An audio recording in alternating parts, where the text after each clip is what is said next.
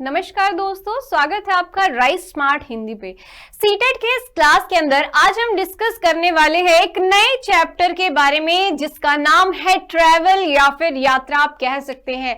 आप सभी को ट्रैवलिंग बेहद पसंद होगी, किसी को हिली एरिया में जाना पसंद होगा, पहाड़ों में घूमना पसंद होगा, किसी को बेसिकली सी या फिर कोस्टल एरिया में जाना पसंद होगा, कई को बेसिकली राजस्थान का कल्चर अट्रैक्ट करता होगा। तो यात्रा जो है हमारे डेली लाइफ में बेहद इंपॉर्टेंट है। सो इससे पहले अगर हम बात करते हैं हमारी क्लास के अंदर ईवीएस के सेशन में हमने डिस्कस कर लिया है फूड एंड रिलेशनशिप, उसके अलावा हम आवास के बारे में डिस्कस कर चुके हैं, उसके अलावा हम फूड एंड न्यूट्रिशन की भी बात कर चुके हैं, फैमिली रिलेशनशिप, फूड, न्यूट्रिशन, आवास, इनके बारे में ऑलरेडी हम अपनी क्लासेस के अंदर पढ़ चुके हैं। सो आज के इस क्लास के अंदर हम पढ़ने वाले हैं यात्रा के बारे में और डिफरेंट मोड्स ऑफ ट्रेवल क्या क्या होते हैं, उनसे संबंधित जो क्वेश्चन हमारे एग्जाम में पूछे जाते हैं वो सारे के सारे आज की इस क्लास में हम डिस्कस करने वाले हैं। सो मैं हूं रीना महला, मैं आप लोगों से हर दिन हर सुबह मेरे साथ शुरुआत होती है राइस स्मार्ट हिंदी पे करंट अफेयर की क्लास में। सुबह 8 बजे मुझसे जुड़िएगा करंट अफेयर क्लास के अंदर, जहां पे हम डेली बेसिस पे करंट के क्वेश्चंस का डिस्कशन करते हैं और उनसे संबंधित स्टैटिक पार्ट के ऊपर भी डिस्कशन करते हैं। तो शुरू करते हैं अपनी इस क्लास को। सो यहाँ पे हम डिस्कस करने वाले हैं यात्रा यानी ट्रैवल के बारे में। सो यहाँ पे ये डिस्कशन का है, सोचने का है। सबसे पहली बात आप अपनी स्क्रीन पे देख सकते हैं, यहाँ पे अलग अलग वेज है कैसे यात्रा होती है। सो यहाँ पे हवाई यात्रा होती है, रेल यात्रा है, सड़क के माध्यम से यात्रा हो सकती है, या फिर यहाँ पे वाटरवेज के माध्यम से या फिर शिप के माध्यम से जो है हम ट्रैवल कर सकते हैं। तो यहाँ पे डिफरेंट वेज और डिफरेंट मोड्स ऑफ ट्रैवल आपकी स्क्रीन पे दिखाई देते हैं। सो यहाँ पे अगर हम बात करते हैं, अगर हमें एक राज्य से दूसरे राज्य जाना है तो हम वाया रोड भी जा सकते हैं, वाया ट्रेन भी जा सकते हैं, वाया एयर भी हम जा सकते हैं। बट मोस्ट प्रोबेबली सबसे कॉमन जो है ट्रेन और सड़कों का इस्तेमाल किया जा सकता है छोटी दूरी की यात्राओं के, छोटी या फिर आप कह सकते हैं एक राज्य से दूसरे राज्य में अगर हमें जाना है तो हम इसका इस्तेमाल कर सकते हैं। बट अगर मान लो आपको एक दोस्त के घर से आपके ही शहर के दूसरे दोस्त के घर जाना है तो क्या आप हवाई यात्रा करेंगे या फिर रेल से यात्रा करेंगे? तो समझ लीजिएगा जब आप छोटी दूरी की यात्रा करेंगे तो वहां पे जो ट्रैवलिंग के वेज है वो भी उसी तरीके से चेंज होते रहते हैं। ठीक है, सो यहाँ पे अगर आपको अपने के दोस्त के घर जाना है तो आप सड़क के माध्यम से पैदल जा सकते हैं, साइकिल से जा सकते हैं, बाइक से जा सकते हैं। पर क्या आप ट्रेन से जाएंगे या फिर आप हवाई जहाज से जाएंगे, ये विजिबल नहीं है। तो यहाँ पे यात्रा जो है हमारी कि हम कौन सा साधन लेंगे यात्रा के लिए, वो डिपेंड करता है कि हम कितनी दूरी को तय कर रहे हैं। दूसरा पॉइंट अगर मैं आपसे बात करूं, हमें एक देश से दूसरे देश में जाना है तो क्या आप पैदल जाएंगे या फिर साइकिल से जाना प्रेफर करेंगे? सो ये पॉसिबल नहीं है। तो डिपेंड करता है कि हम कहां की यात्रा कर रहे हैं, तो उसी आधार पे हमारा मोड ऑफ ट्रांसपोर्ट भी होता है। ठीक है, ये चीज याद रखिएगा।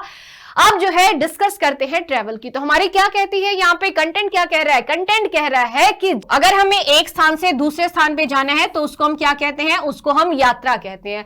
यात्रा करने के लिए अलग अलग साधनों का प्रयोग करते हैं, जैसे हमने अभी बात की। ठीक है, सो यहाँ पे हम बस से जाते हैं, गाड़ी से, स्कूटर, रेल, जहाज इत्यादि का इस्तेमाल किया जाता है जब हमें यात्रा करनी होती है। सो यहाँ पे अलग अलग मोड होता है। ठीक है, सो हमें अगर एक देश से दूसरे देश में जाना है, ज्यादा दूरी को तय करना है तो हम हवाई यात्रा का प्रयोग करते हैं, जहाज में बैठ के जाते हैं। उसके अलावा अगर हमें एज कंपेयर टू एक राज्य से दूसरे राज्य में जाना है तो हम रेल मार्ग का इस्तेमाल करते हैं, ट्रेन से जाते हैं। दूसरी एक शहर से दूसरे शहर में हमें जाना है तो हम गाड़ी, बस का इस्तेमाल करते हैं या फिर स्कूटर से भी जा सकते हैं। ठीक है, सो यहाँ पे ये वेरियस मोड्स हैं और जो डिपेंड करते हैं कि हम कहां की यात्रा कर रहे हैं। ठीक है, सो यहाँ पे कुछ फैक्चुअल इंफॉर्मेशन है जो डायरेक्टली हमारे एग्जाम में पूछी जाती है। तो यहाँ पे हम एक क्विक रिवीजन यहाँ पे करते हैं एंड देन उसके बाद फिर हम डायरेक्टली क्वेश्चन के माध्यम से इस पूरे चैप्टर को करने वाले हैं। तो याद रखिएगा, असम के अंदर, असम में क्या होता है, जैसे हमने बात की थी कि असम के अंदर बहुत ज्यादा वर्षा होती है, बारिश होती है। तो वहां पे बच्चे जो है स्कूल के अंदर कैसे जाते हैं, क्योंकि अगर हम बात करें यहाँ पे स्कूल में ट्रैवलिंग बहुत इंपॉर्टेंट होता है आप लोगों के लिए। सुबह सुबह आप लोगों को वेरियस स्कूल बस होती है, स्कूल बस से आप लोग स्कूल जाते होंगे। उसके अलावा कोई साइकिल से, कुछ अलग अलग तरीके से स्कूल स्कूल जाते हैं। तो ये भी डिपेंड करता है कि आप भारत के कौन से राज्य में रहते हैं, तो उसके आधार पर जब आप स्कूल जाएंगे तो आप कौन सा माध्यम यूज करेंगे स्कूल जाने के लिए। इसके लिए अगर हम असम की बात करते हैं, जहां पे बहुत ज्यादा बारिश होती है, तो बच्चे क्या करते हैं जब वो स्कूल में जाते हैं, तो बांस से बने पुल का उपयोग करते हैं। ठीक है, सो बांस, घरों के निर्माण में भी बांस का इस्तेमाल होता है। घर जो है जमीन से थोड़ा ऊपर बनाते हैं, ठीक है, वहां पे भी बांस इस्तेमाल होता है। एंड जब बच्चे स्कूल जाते हैं तो बांस से बने हुए पुल का उपयोग करते हैं। उसके अलावा लद्दाख की अगर हम बात करते हैं, लद्दाख के बच्चे स्कूल कैसे जाते हैं, लद्दाख के बच्चे जो है ट्रॉली, ठीक है, सो यहां पे ट्रॉली के का प्रयोग करके यहाँ पे बच्चे स्कूल जाते हैं। ठीक है, सो यहाँ पे रस्सी से बना झूला जैसा एक होता है जिसको हम ट्रॉली कहते हैं, उसका प्रयोग करके बेसिकली लद्दाख के बच्चे क्या करते हैं, स्कूल जाते हैं। उसके अलावा केरल के अंदर, केरल में पानी को पार करके स्कूल जाने के लिए वल्लम, वल्लम क्या होता है, वल्लम बेसिकली लकड़ी की एक छोटी नाव होती है। ठीक है, सो लकड़ी की एक छोटी नाव होती है जिसको वल्लम कहते हैं, और इस वल्लम में बैठ के बच्चे क्या करते हैं, स्कूल जाते हैं। उसके बाद राजस्थान के अंदर ऊंट गाड़ी बहुत प्रसिद्ध है, सो बच्चे ऊंट गाड़ी में बैठ के कहां जाते हैं, स्कूल जाते हैं। ठीक है, गुजरात की अगर हम बात करते हैं, गुजरात के अंदर जुगाड़ बहुत प्रसिद्ध है, तो बच्चे अगर स्कूल जाएंगे तो कैसे जाएंगे, जुगाड़ के अंदर बैठ के ही वो बच्चे स्कूल जाते हैं। ठीक है, उसके अलावा अगर हम बात करते हैं, उत्तर की पहाड़ियों में बहुत ज्यादा बर्फ पड़ती है। ठीक है, सो हमारे नॉर्दर्न इंडिया के अंदर, हिमालयन रेंज के अंदर बहुत ज्यादा बर्फ पड़ती है, और इस बर्फ पे जो बच्चे वहां रहते हैं, जो फैमिलीज वहां रहती हैं, वहां की रहने वाली जो फैमिलीज हैं, इस बर्फ को पार करते हुए ही अपने स्कूल में जाते हैं। उत्तराखंड की बात कर ले, जहां पे पहाड़ है, उबड़ खाबड़ एरिया है, पथरीले रास्ते हैं, इस पथरीले रास्ते को पार करते हुए बच्चे कहां जाते हैं, अपनी यात्रा को करते हैं, अपने स्कूल तक पहुंचते हैं इस उबड़ खाबड़ रास्ते को पार करते हुए। उसके बाद अगर हम गोवा की बात करते हैं, गोवा से देखो, अब यहाँ पे हमने स्कूल की बात कर ली, यहाँ पे वेरियस मोड ऑफ ट्रैवल की हमने बात कर ली। ठीक है, उसके अलावा हम भारत की बात करते हैं, भारत के नॉर्थ के अंदर काफी हिली एरिया है। ठीक है, सो हिमालयन रेंज है, और उसके अलावा अगर एक तरफ भारत के अगर हम बात करते हैं, वेस्टर्न कोस्ट है जिसको हम वेस्टर्न घाट के नाम से जानते हैं, एक तरफ हमारा ईस्टर्न घाट है। ये जो वेस्टर्न घाट है भारत का, ठीक है, सो भारत का जो वेस्टर्न घाट है, वहां पे कई सारी सुरंगें बनाई हुई हैं। सो गोवा से केरल तक के रेल के रास्ते में लगभग कितनी सुरंगें आती हैं, अगर हम गोवा से केरल जाते हैं तो 92 सुरंगें आती हैं, और 2000 पुल बनाए गए हैं यहाँ पे। ठीक है, सो यहाँ पे अगर हम बात करें कि अगर हमें पश्चिमी घाट को पार करना है, ठीक है, भारत का पश्चिमी घाट की अगर हम बात करते हैं, भारत के पश्चिमी घाट की अगर हम बात करते हैं, तो यहाँ पे बेसिकली ये जो एरिया है, यहाँ काफी सारी सुरंगें हैं और लगभग 2000 पुल बनाए गए हैं। ठीक है, ये चीज याद रखिएगा, इनको पार करते हुए ही अपनी यात्रा को संपन्न किया जा सकता है अगर हमें गोवा से केरल जाना है। ठीक है, सो आगे बढ़ते हैं। यहाँ पे अगली बात है, यहाँ पे केरल। ठीक है, सो केरल में पानी को पार करके एक स्थान से दूसरे स्थान तक जाने के लिए फेरी, ठीक है, सो यहाँ पे फेरी का इस्तेमाल किया जाता है। फेरी का इस्तेमाल बेसिकली गुजरात के अंदर भी होता है। ठीक है, तो यहाँ पे याद रखिएगा, पानी को पार करने के लिए केरल में फेरी का उपयोग किया जाता है। इसके अलावा यहाँ नाव का भी इस्तेमाल किया जाता है। अभी हमने पढ़ा कि बच्चे स्कूल वल्लम के माध्यम से जाते हैं। वल्लम क्या है, एक लकड़ी है, लकड़ी की नाव है। ठीक है, सो उसमें बैठ के जाते हैं। उसके अलावा देखो यहाँ पे दूसरा सिनेरियो क्या दिया गया है, दूसरा सिनेरियो दिया गया है कि यहाँ पे कहा गया है, जैसे हमने बात की गोवा से केरल जाने की। ठीक है, सो उसके अलावा यहाँ पे एक और उदाहरण देता है कि अहमदाबाद से केरल की यात्रा अगर करते हैं हम, ठीक है, अगर हमें गुजरात के अहमदाबाद से केरल अगर जाना है, ठीक है, सो यहाँ पे अगर हमें अहमदाबाद से केरल की यात्रा अगर करनी है, तब अनेक सुरंगें पार करनी पड़ेगी। क्यों? क्योंकि वेस्टर्न घाट से अगर हम बात करते हैं, वेस्टर्न घाट यहाँ पे गुजरात से ही शुरू हो जाता है, एंड देन यहाँ पे प्रॉपर वे से अभी हमने बात की यहाँ पे अगर हमें गोवा से केरल जाना है तब भी बहुत सारी है। तो ऑब्वियसली जब हम अहमदाबाद से केरल जाएंगे तब भी बहुत सारी सुरंगें हमारी रास्ते में पड़ने वाली है। ठीक है, उसके अलावा यहाँ पे अगर हम बात करते हैं कि वेरियस मोड्स की, ठीक है, सो फॉर एग्जांपल अगर हम बात करते हैं इस यहाँ पे सवाल कैसे बनते हैं, कई बार आपको कुछ सारे सिनेरियो दिए जाएंगे, जैसे कि अगर आपको गुजरात से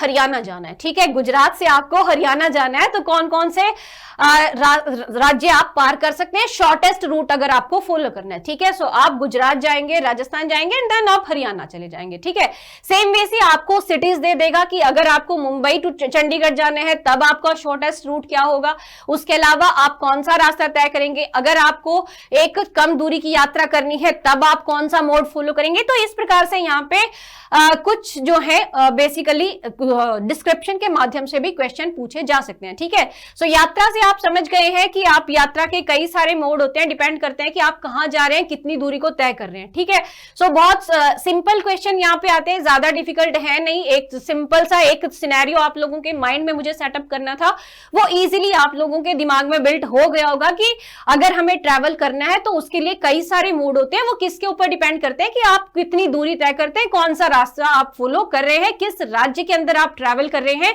यही मेरा मेन मोटिव था, ये छोटे छोटे फैक्ट्स लेके आप लोगों को डिस्क्राइब करना। शॉर्ट टाइम पीरियड में मैक्सिमम चीजें हम कैसे कवर कर सकते हैं, इसीलिए मैंने इतनी छोटे छोटे फैक्ट्स के माध्यम से आपको ये चीजें बताई हैं। तो अब बारी है क्वेश्चंस की।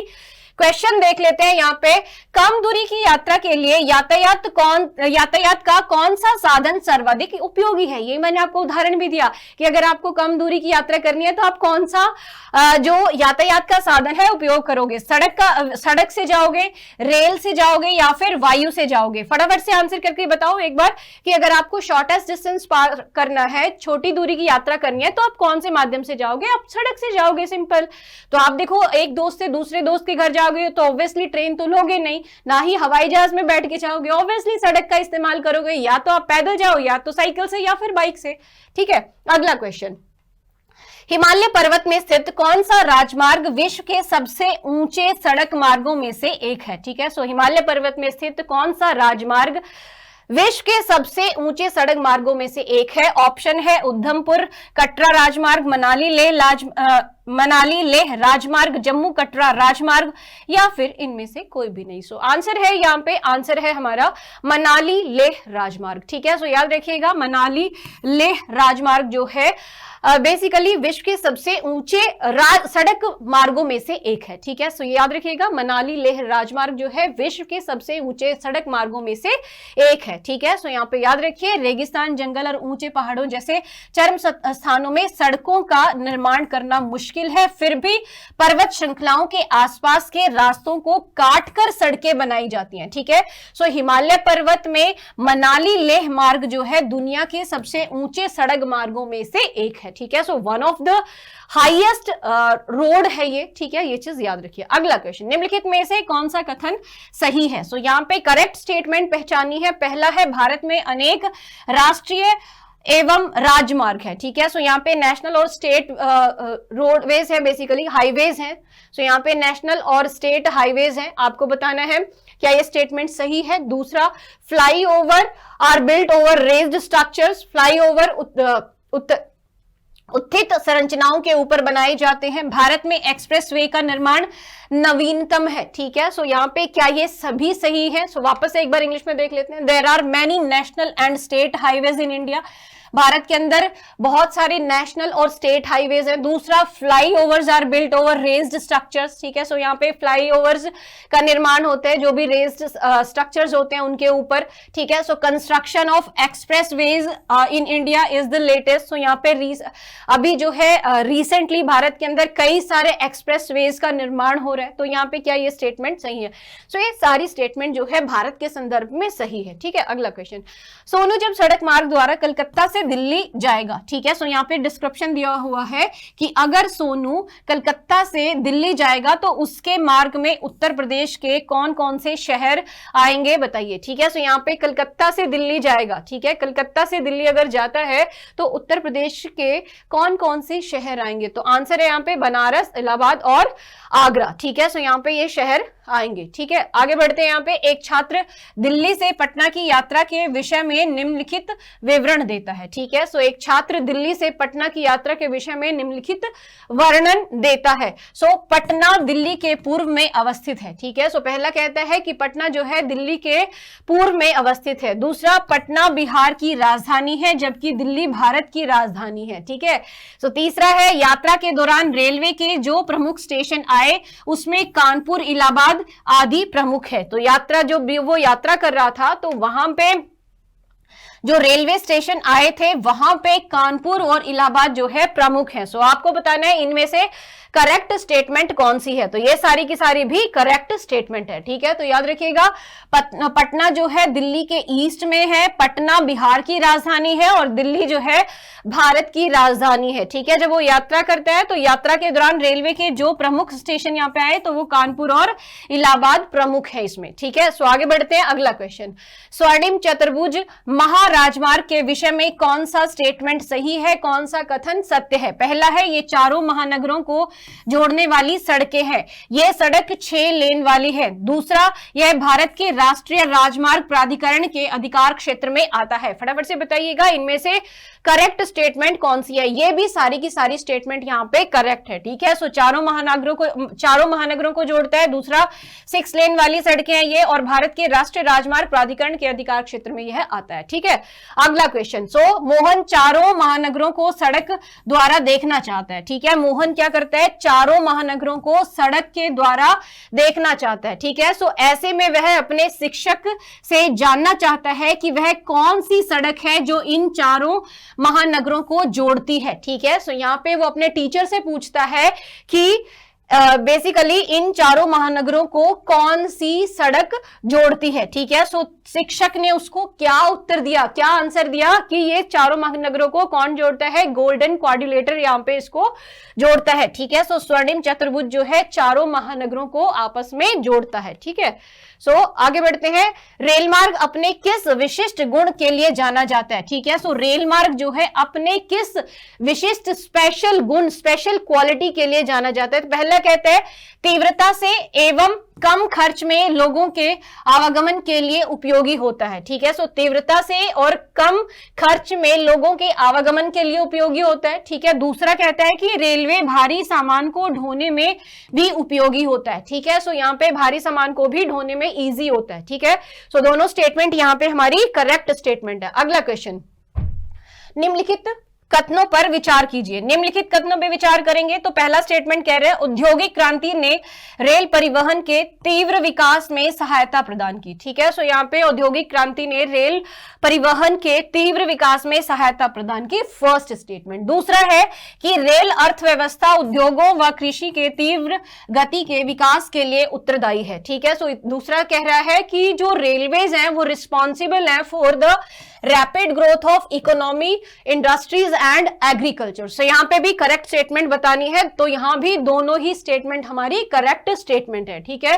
सो यहाँ पे industrial revolution has helped the rapid development of rail transport, ठीक है। सो रेलवेज के डेवलपमेंट के लिए भी, और रेलवेज इंपॉर्टेंट है इंडस्ट्रीज, एग्रीकल्चर और इकोनॉमी के ग्रोथ के लिए, ठीक है। सो आगे बढ़ते हैं, अगला क्वेश्चन, संजू यात्रा पर गई थी, ठीक है। सो संजू यात्रा पर गई थी, लौटकर उसने अपनी कक्षा में यह बताया कि वह भारत के सबसे लंबे राष्ट्रीय राजमार्ग पर यात्रा करके आई है, ठीक है। सो अपनी क्लास में वो बताती है कि वो सबसे लंबे राष्ट्रीय राजमार्ग पे यात्रा करके आई है, तो वह कहां से कहां तक की यात्रा करके आई है, ठीक है। सो वह कहां से कहां तक की यात्रा करके आई है? वाराणसी से कन्याकुमारी, दिल्ली से अमृतसर, दिल्ली से कोलकाता या फिर दिल्ली से मुंबई, ठीक है। सो फटाफट से बताइएगा वो कहां से यात्रा करके आई है? वाराणसी से कन्याकुमारी, ठीक है। सो वाराणसी से कन्याकुमारी। अगला क्वेश्चन है, भारत में सबसे तेज गति से चलने वाली ट्रेन गतिमान एक्सप्रेस है, ठीक है, परंतु सबसे ज्यादा दूरी विवेक एक्सप्रेस तय करती है। विवेक एक्सप्रेस कहां से कहां तक चलती है? सो विवेक एक्सप्रेस जो है डिब्रूगढ़ से कन्याकुमारी तक चलती है, ठीक है। सो ये चीज याद रखिएगा।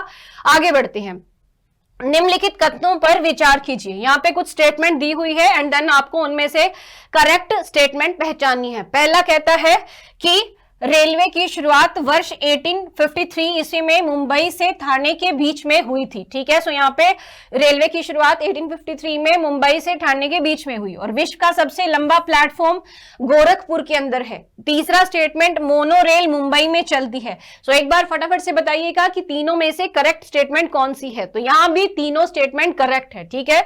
सो याद रखिएगा 1853 में रेलवे की शुरुआत हुई है मुंबई से ठाणे के बीच में, विश्व का सबसे लंबा प्लेटफॉर्म गोरखपुर के अंदर है, मोनोरेल मुंबई में चलती है, ठीक है।